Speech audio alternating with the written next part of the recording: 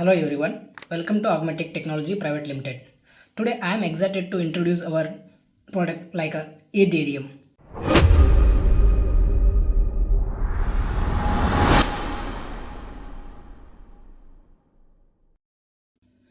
Okay, now we get to know how to operate this board. Okay, here we have the power supply which can provide a 12 volt or a 24 volt DC. Here we have the positive and here we have the negative. And this is a RS485 which has a configuration as a B and A. We can connect with the RS485 cable. Here we have the reset button which is used to reset the board for the default addresses. And here we have the baud rate and slave IDs switches. We can change the baud rate and slave IDs. Okay, now we get to know how to configure the board. Okay, here we have taken the DC adapter which support the 12 volt power supply. Okay, now here we have provided the positive according to the reference. Here we have provided the negative, and here we have connected the Modbus cable. Red is for the positive, black is for the negative. According to the board, we have provided the reference as a B for negative, A for the positive. So now we connect this cable with the PC. Okay, now we power on the supply. Okay, the board get turned on, and now we get to know how to communicate with the Modbus. Okay, here we are in the Modbus port. This is the Modbus port.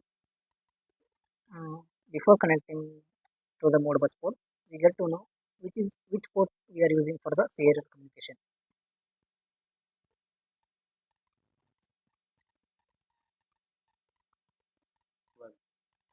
Okay, now we get to know how to connect this board with the Modbus port.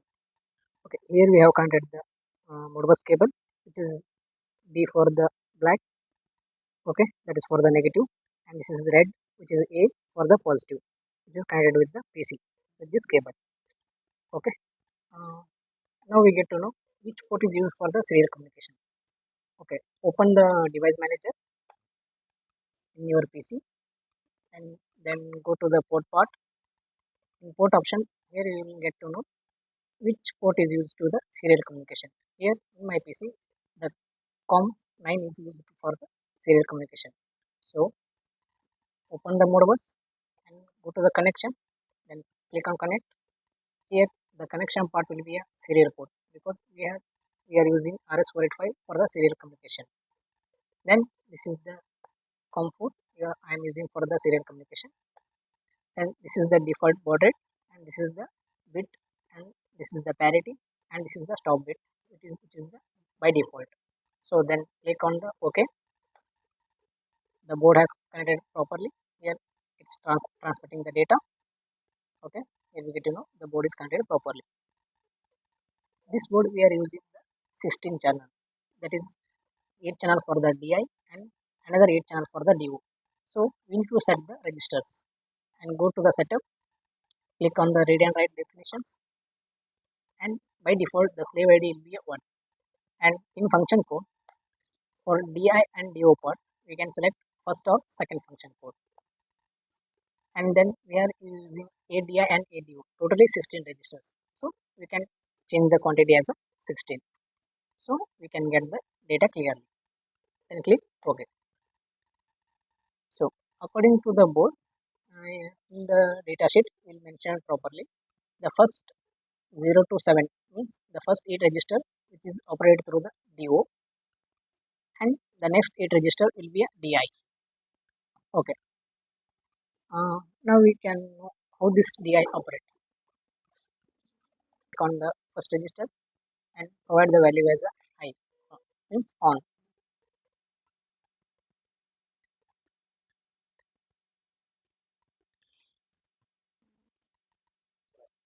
Okay, now we will operate the DI and DO part. I already told you the first 8 register is for the DO. Okay. Okay. Here you are getting the polling LED. It shows the communication connected with the properly. Okay. Now we get to know how to operate this DI and DO and how to test this DI DO. Okay.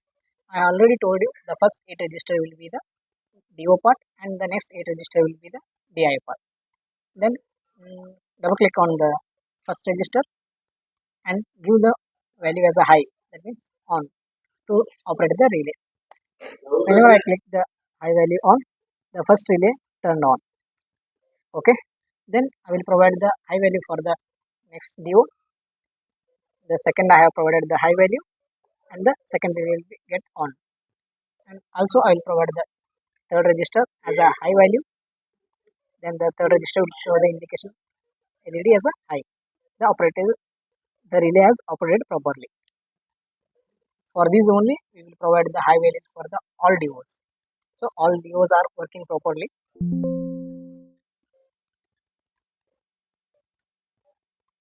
For the all DOs the process will be the same.